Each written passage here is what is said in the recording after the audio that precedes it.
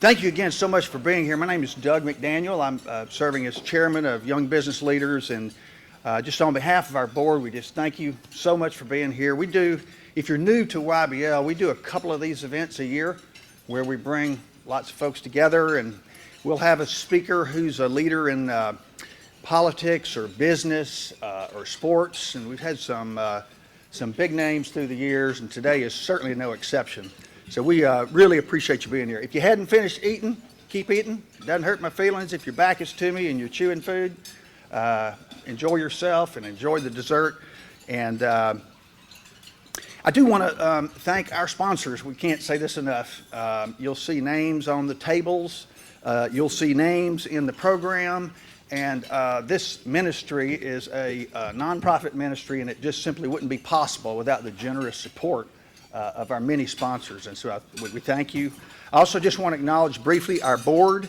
We've had a long-standing board that works hard. The names are on the back of the program. I won't ask these men to stand up, but Greg Atwood, Guy Boyle, Bob Cunningham, John Hammett, Will Thomas, Charles Brooks, David Goodwin, Brandon Meeks, and Micah Pegler. We appreciate so much the work that they do. So my job today is not to introduce our speaker, but to introduce our speaker's son, who will be introducing the speaker.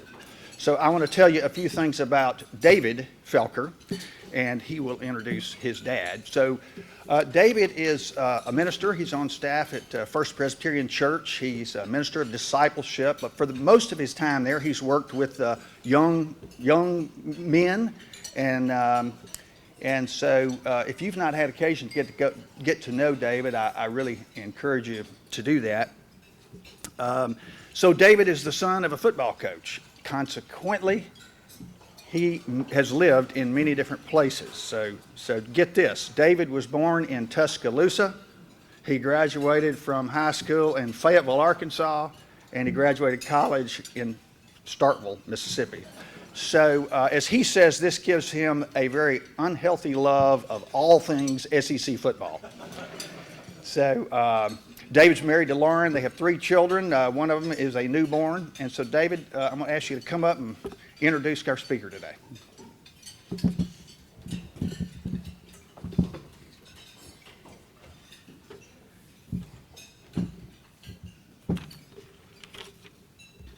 It's with deep gratitude to God that I stand here and introduce my dad, who embodies what it means to be a man of integrity. My dad is a humble man. I admire this trait in him. Many of you know this.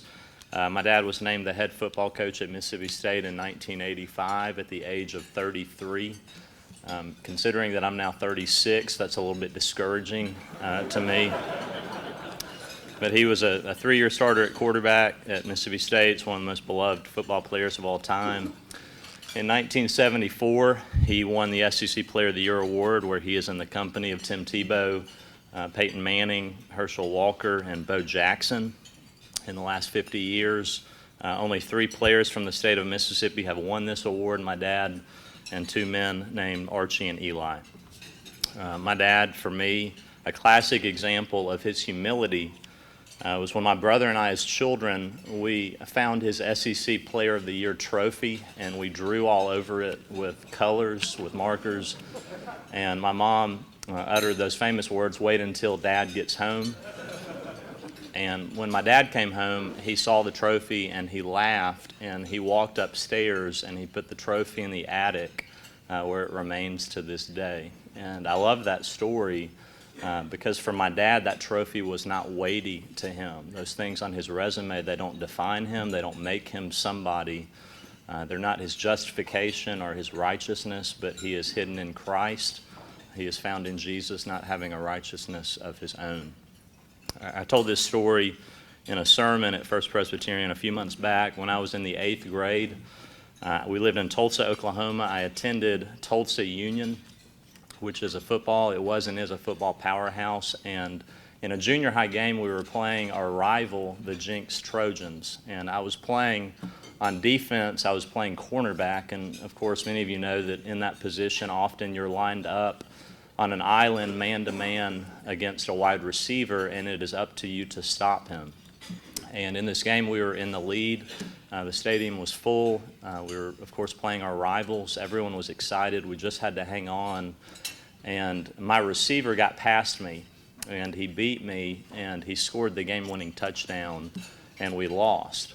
And it was my fault. And I still remember after the game, I didn't want to see anyone, and so I went to our gymnasium, and my dad came to the gym, and he found me. And at the time, Dad was the offensive coordinator at Tulsa University. He knew more about football than anyone in my life. And all the things that he could have said to me, you know, David, why did you jam him at the line of scrimmage? Why didn't you back off? Why didn't you give the receiver more space?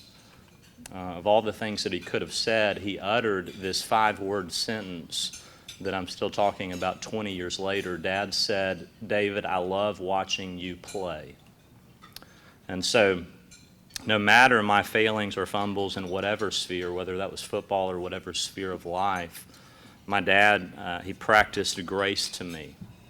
A Christian husband and father establishes the culture of his home more than anyone else. And for my dad, his humility, his grace, his gentleness, I think even in the last few years, his tears, his weakness, his joy in trials have set the tone in my life, in my home, and in my heart.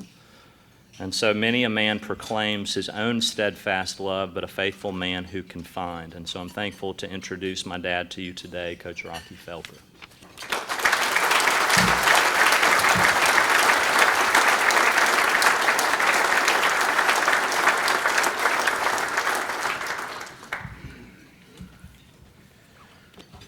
Well, I don't know if I can follow that.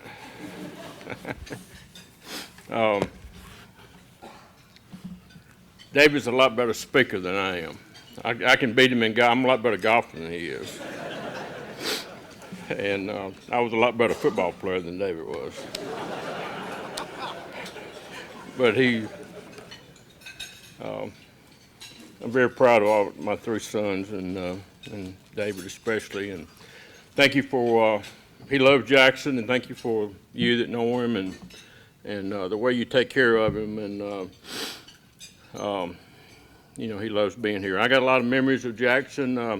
I have some notes here, and I don't know if I can get through today without reading these notes, so I'm going to refer to them a good bit. And but I have a lot to be thankful for, and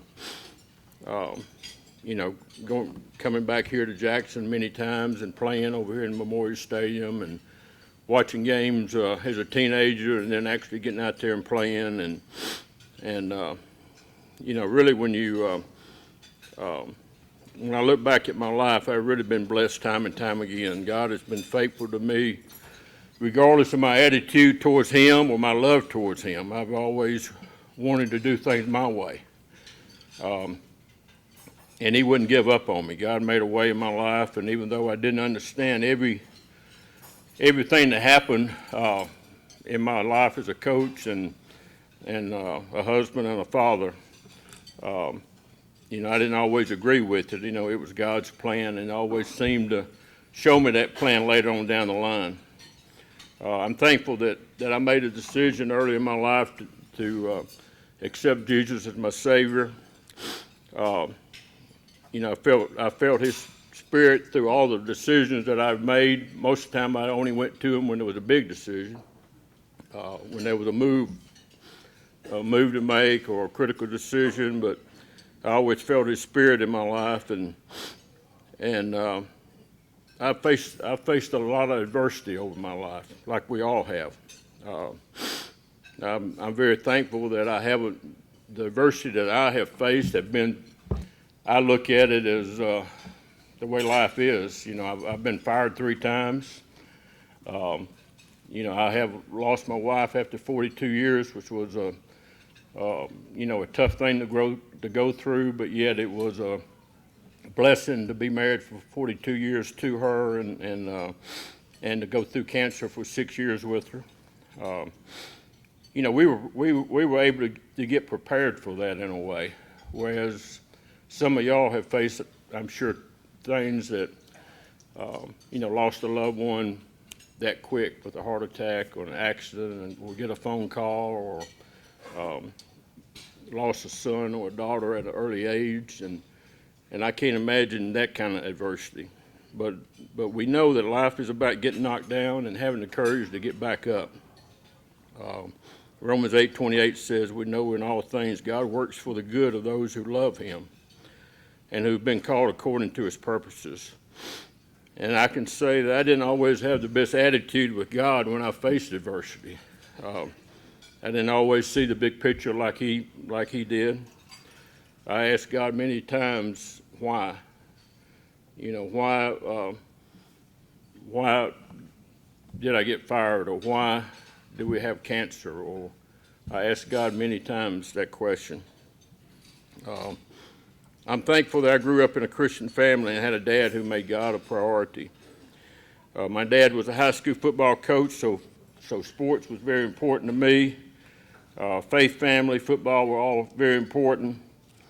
And my parents and my grandparents were great examples of a Christian life. We went to church every Sunday, and as soon as Sunday was over, we went to my grandmother and granddad's house to eat. And and that was the way life was. We turned the TV off. We sat at the table as a family, and talked about the sermon or talked about other things, but yet we were family, and that was our tradition. I think it made a big difference in my life as a husband and a dad, as a Christian. There was a lot of love in our family, and then football was next at Brownsville. We won 29 games in a row at one time. Dad was always listening to Jack Crystal on the radio. Were either taking me to Starkville or Oxford or Knoxville or Tuscaloosa. And my dream mainly was to be a good high school football quarterback. I hadn't really a long-term dream of playing college football. But at one time, I didn't think that was, I didn't weigh but 155 pounds, and I was a long way from being an SEC quarterback. I'm thankful I had the opportunity to go to Mississippi State. It was a dream of mine to play at Mississippi State because my dad was a big state fan. And I thought I could go and help turn the program around and help make a difference. Mississippi State hadn't won 9 games since World War II. Okay, so it had been a long dry spell. And but when I went to college, there were a lot of ups and downs in college. There was number one, I was trying to beat out Melvin Barkham, who was a 5-star from Gulfport, Mississippi. There was trying to help turn the program around. It seemed like injuries came about the worst possible time that they could come. And we did something, particularly when Coach Tyler became the head football coach. And you guys who have played football know this, but life as a high school player is completely different than life as a college football player. Football in high school is fun, okay? Football in college is very hard. It's very demanding. We did something called the hot box, or we did off-season workouts. And for some reason, they were trash cans all spread out across the room, and it wasn't to put the litter in it, but it was when we threw up, that was where we went. And we threw up a lot. So early morning workouts, trash cans, learning how to run sprints, and when you don't run all the way through the line, you run it over. You go back and run it over, or you don't touch the line, you come up that short. So that's a tough learning experience that we all go through. But I asked God many times, why did I break my thumb in Tallahassee my junior year? It could not have come at probably the worst time in my life when we had a really good team, and we were looked like we were going to have a winning season. We were 4-1 at the time, and we were beating Florida State pretty good, and that was even before the Bobby Bowden days. That tells you how old I am. And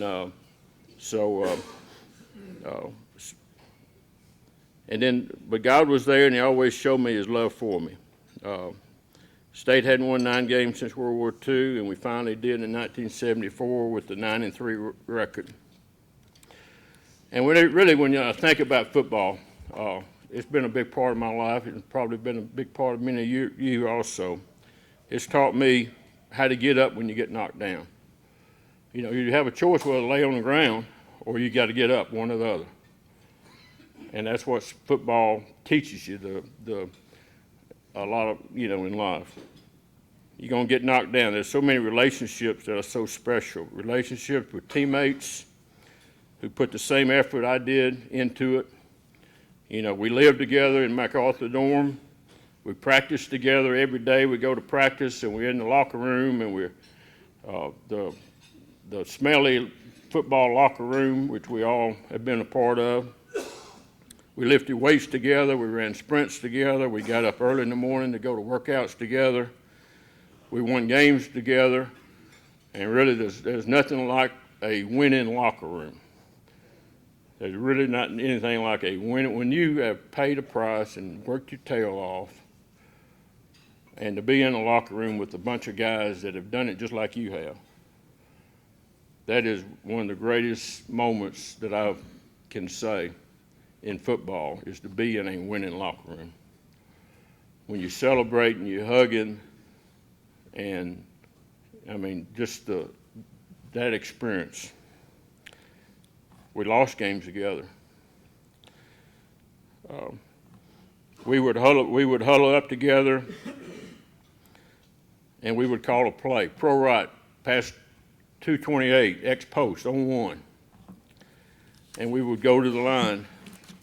All of us 11 guys on the same page, and we would call the snap count out. Blue 18, set, hut, and we all would move on that hut at the same time, because we counted on one another. We depended on one another.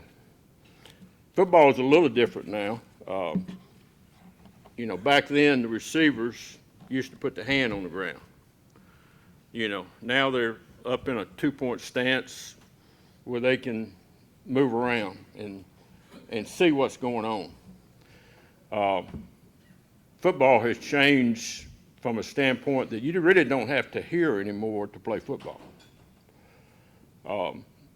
You used to be, you had to hear the blue 18, set, hut. But now with the cowbells ringing, with 80, 90,000 people in the stands, everybody's in a 2-point stance. The receivers are out here, and you got, instead of having 2 guys, one on this side, one on that side, now you got 5 receivers out there in the spread offense, which is what we play today. And everybody's looking inside at the ball, and all they have to do is look at the ball, and when the ball moves, they move. The quarterback's in the shotgun. He doesn't even have to call out the snap count anymore, because the center is, he's right here, and he's looking around, and he's going to look between his legs. When the quarterback lifts his leg up, he snaps it. The offensive tackles are in a 2-point stance also. They don't have the hand on the ground. Used to be you had all your weight forward and you're just coming off ready to hit somebody. Now they're in a 2-point stance, standing up, standing tall where they can see what's going on. So football has changed a lot from that standpoint. But still, you have to trust one another. It's all 11 people. Doing their job. And really even today, I look back, and I had a teammate that died a couple years ago, a real tragic deal. And, I can't tell you, even though it's been 30, 40 years since we played, that relationship and that togetherness and that love for one another was still there, and we rallied around his family as much as we could. I'm so thankful for the coaches that had a big influence on my life. Coach Tyler, in particular, was very special to me. Bob Tyler, he not only was a great coach, but he was a great motivator. He believed in me when others didn't. He had a vision to go to a veer offense. And the veer offense mainly was a triple option offense, which is kind of similar to what you see today out of the spread. But it's a triple option, whereas the quarterback has 3 options to decide what he's going to do with the ball. He can either hand it off to the running back, or either he can keep it or he can pitch it. And Coach Tyler felt like I was the guy that could do that. And my senior year, we went to the triple option, the veer offense, and had that nine winning season. I don't think Coach Tyler gets near the credit that he deserves, because he saw, really he made us realize at Mississippi State that we could win and that we could be successful. And I'm very thankful for the influence he had on me. I'm thankful for the opportunities that I've had at Mississippi State. I've been a fan listening to Jack Crystal with my dad. I've been a player wearing the maroon jersey, which was a highlight of mine, to even sit in the locker room waiting to go out, and cowbells ringing and fans hearing them from the outside, and really a touching moment for me. I've been a head football coach, which was a dream of mine, to be at Mississippi State and be the head football coach. Even though it didn't end like I wanted it to, it was still a dream come true and really a blessing. I came back as administrator, hired by Jackie Sherrill, the same guy that took my place, which seemed kind of a odd situation, because I was so bitter at Jackie for taking my place in the first place. I was able to retire, and now I'm working part-time in the Bulldog Club and the M Club. So Mississippi State has taken a lot of turns for me. When I came back in 2002, one day I was in the office, and Sunday is never a good day to be in the office after you get your butt beat. Okay? It's not a good day. The sun does come up on Sunday morning, but I wasn't coaching anymore, so when I woke up on Sunday, I look at it a little differently than if I had been right in the middle of it. And it was middle of the afternoon, and coaches were looking at the game tape, and we were having a bad year. It was a tough year, one of Jackie's last years, and so the phone rang, and which I normally don't answer the phone. Secretaries wasn't there on Sunday, but I answered the phone, and without telling the guy who I was, and he was just complaining like you don't know what about the game, and how dumb the coaches were, and it was time to Jackie to get going, and he had done the great things at Mississippi State, and I told him, I said, now look, Jackie, we've been to more bowl games with Coach Sherrill than any coach in our history, okay? And he just needed to realize that this is a tough year, but Jackie was going to get it going back again, and so he listened for a while, and I think I had him going in the right direction. And then he said, so I guess you're right. I lived through the Rockey Felker days as a student. And, so things could be worse. So well, I did say, well, you're talking to Rockey Felker. And it was all good, though. I didn't.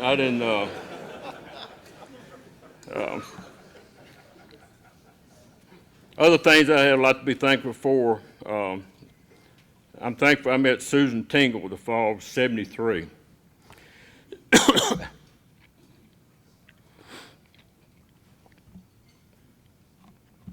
She was not a sports fan and had a hippie boyfriend. And I had a crush on a roommate. This is how we met. I had a crush on a roommate, Nancy. And Nancy, for some reason, didn't want to go out with the star quarterback, or wasn't crazy about the star quarterback, who was me. Okay, so I would call Susan a good bit and call her and say, Susan, what do I need to do to get Nancy to like me? And we had those conversations over and over and became friends. And so obviously Nancy breaks up with me, and then Susan kisses me one night, and we start dating. That's kind of how it worked. I think I kissed her, to be honest with you. But she had no idea.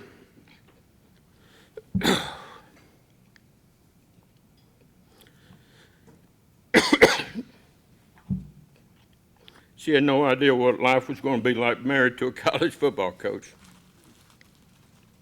She didn't even go to games my senior year or really want to go to any games. She was not a football fan. So we get married a couple years later, and we go on a journey of coaching for 25 years. We go to Texas Tech, 1979 and 80. She comes in. We had beaten Texas in 80 in Lubbock, and the officers overlooked the stadium. She comes in there and says, Rocky, you're not going to believe it, but Mississippi State beat Alabama today.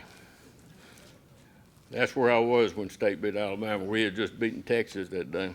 And I was very happy, but then when I heard that, I said, no, I don't believe it, Susan.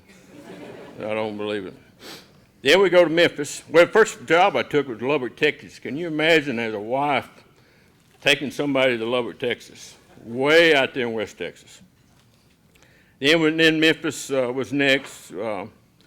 Coming back home, worked for a guy named Rex Dockery, who later, a few years later, got killed in a plane crash, coaching on a recruiting trip, and really a tragic deal. And I'm no doubt in my life that if I had still been at Memphis, I would have been on that airplane that day. Jay was born in Memphis, and then we go to Alabama. David was born in Alabama in 83 through 85, and part of the Iron Bowl and Alabama-Auburn rivalry and Van Tiffen field goal kick. And I was in the press box that day when we beat Auburn that day, and when Van Tiffen kissed a 52-yard field goal with 4 seconds left, and kind of special. Then I was making $30,000, and State offered me a job to come back as a head football coach in '86 and make $75,000, and I thought that was a pay raise. So I came back in '86 through '90 as the head football coach. Then we leave and go to Tulsa in '91, '92, and Arkansas in '93, '96, and we win the West in '95 in Arkansas, and then we go back to Tulsa. And she was a loving wife, was a rock for me with each move. Some moves were by our choice, some were not. She made me realize that God was in control and all this was God's plan. She was a wonderful wife, a mother, a grandmother, but she was not a very good athlete. Once on a ski trip, she was trying to learn how to ski and took some lessons to ski, and just the teacher just kind of shook his head and said, I'm sorry, Susan, but it doesn't seem like it's going to work out. So she got me. She called me, said, come help me a little bit. And after falling down and finally with a lot of crying and emotion, she told me, no wonder you got fired so many times. You can't teach anybody better than that. We had 3 wonderful sons along the way, 3 daughters-in-laws, and now 8 grandchildren. 8 grandchildren, 5 of them were born in August, by the way.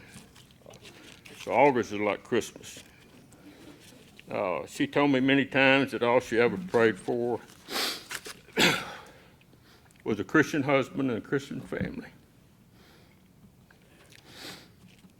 While I was coaching for 25 years, she was the backbone of raising our sons, just like she told David to wait till Dad comes home. And all 3 sons are now doing God's work in churches. With each stop, we made a longer journey. She made lasting Christian friends. Her Christian walk and her love for a Savior never wavered through the tough times as a coach's wife, or when she was told she had ovarian cancer. She might ask at times God why, but she looked at each move and cancer as a way to glorify Him. She looked at it as an opportunity and another blessing from God. She amazed me with the attitude, and her eyes always looking toward Him, even when we were getting chemo at the hospital or hair was falling out. She often took her popular chocolate chip cookies to chemo nurses, even on days she was getting chemo, and I just shook my head at her and I said, "Why are you doing that?" And she just smiled because she loved doing it. I'm thankful I lost my head coaching job in '90. And like I told you, I was making $30,000 and she was stayed off me a little bit more than that. And it was one of the hardest things I ever had to experience going through that. I felt sorry for myself. I was bitter. So Susan, David, you're going to love this. So Susan, the day after I was fired, thought the best thing we could do was get out of town and go to Disney World. And I had just gotten fired, and I really wanted to take 3 kids and my wife to Disney World.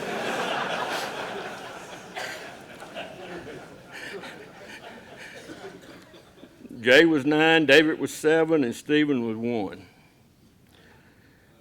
And we hadn't been on the road 30 minutes. Of course, I was just driving, and I just was thinking about everything negative you can think about losing your job, and everything was pretty quiet.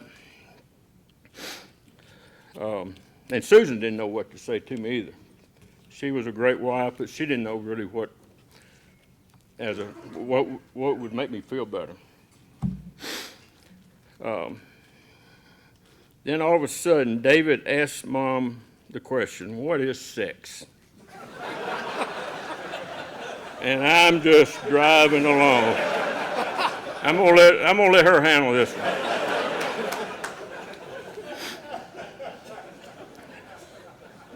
So whatever she says seems to be good enough for David. And things get quiet again for a few minutes, and we're just hoping we're not going to hear back from him. And then David asks, "Have you and Daddy had sex before?" And Big Brother Jay jumps in and says, "David, they have 3 kids. They've done it 3 times."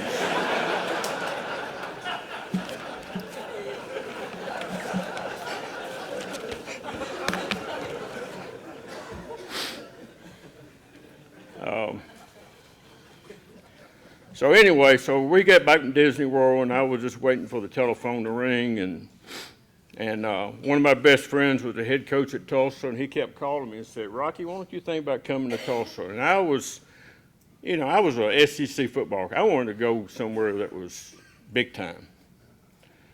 And I kept waiting on that phone call to ring, and it never rang. And David Rader would just keep calling me, and Susan said, "I think God's leading us to Tulsa." And I didn't want to hear that. So I finally said, if I ain't got a job by March 1st, we're going to Tulsa. And so March 1st came, and we took off to Tulsa. And I'll never forget leaving Starkville with the family in our Volvo station wagon. Questions about the future, what was waiting for us in Tulsa, Oklahoma. And it was one of the best decisions I ever made. I didn't want to do it, but God was in control, and He gave me the opportunity to be the husband, dad, Christian man that God wanted me to be. Also, we went 10-2 that year, and I was the offensive coordinator. So I went from not a very good coach to being a real good coach. And I also was the best Little League baseball coach in Oklahoma. And God had been faithful to me regardless of my attitude and my love for Him. I just wanted to do my way, and He wouldn't give up on me. I'm thankful for my 3 sons, their 3 wives, and 8 grandchildren. They brought me so much joy and pride to be their dad. I'm so proud of each of them. When I sit and listen to them preach, you know, I don't know, when I hear David preach, I don't know where he came from. Because that's not the same kid that I raised. And his older brother Jay and Stephen are the same way.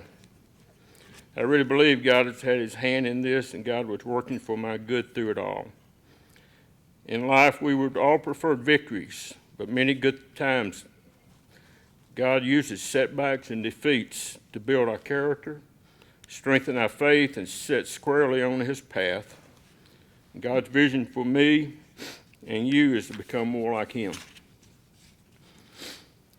We all go through tough times. James 1 says, whenever trouble comes your way, let it be an opportunity for joy. For when your faith is tested, your endurance has a chance to grow. And verse 12 says, blessed is the man who perseveres under trial, because when he has stood the test, he will receive the crown of life. You know, I know we all have stories, and that's my life, that's my story, my wife's story, because she was with me for 42 years.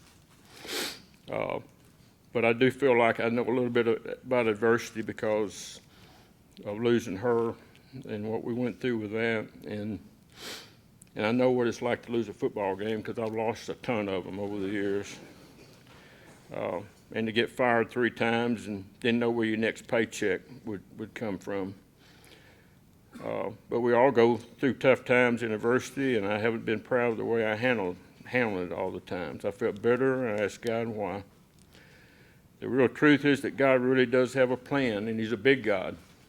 He really does have a plan, and one day we will understand that. I'm 66 years old now. Like David said, I was head football coach 33 years ago. Youngest head coach in college football at that time. But now I'm 66, and it's way past halftime for me. You know, way past halftime. I could be in the 3rd quarter of my life, or I could be close to the end of the game. We don't have a scoreboard to look at. We aren't promised another day, and we don't know when God will call us home. After Susan died, I realized that more than ever, it made me realize more than ever the importance of ending well with God. Read his word, get involved in your church, get involved in Bible studies. I met a man this morning that been meeting him once a week at Starkville Cafe. Just I would call him the Paul of Starkville. Just a very intelligent knowledge of the Bible. Get involved in Bible studies, because the real important things in life really are about family and about God. Thank you very much.